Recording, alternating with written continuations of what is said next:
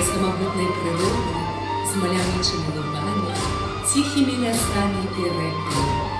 Яе живая спадчына — гэта душа народа, яго памяць і мудрасць, укладзеная ў песні, абрады, промыслы і ўсё тое, што робіць наш край асаблівым і непаўторным.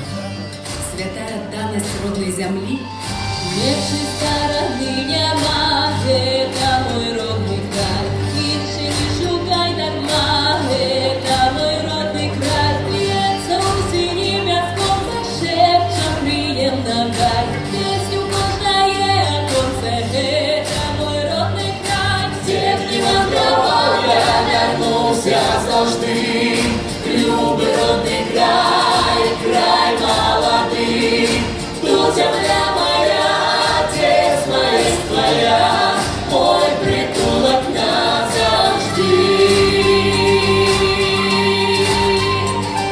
Снежно-красный зямно, это мой родный край, и манжулируй за мной, это мой родный край, перший солнечный промежин, духмяный каравай, и в очах твоих одежек, это мой родный край, где б ні вандраваў, я вярнуся заўжды, любы родны край, край малады, тут зямля моя, отец моя твоя, мой притулок назавжди.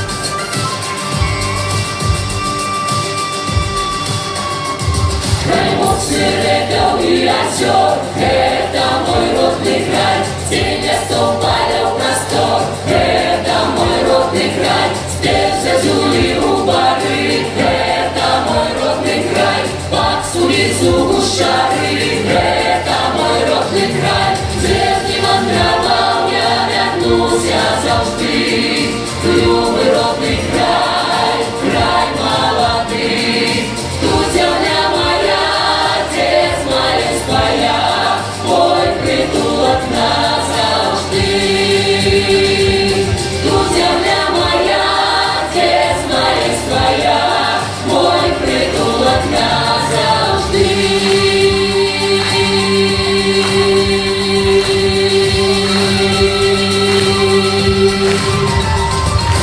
Это мой родный край.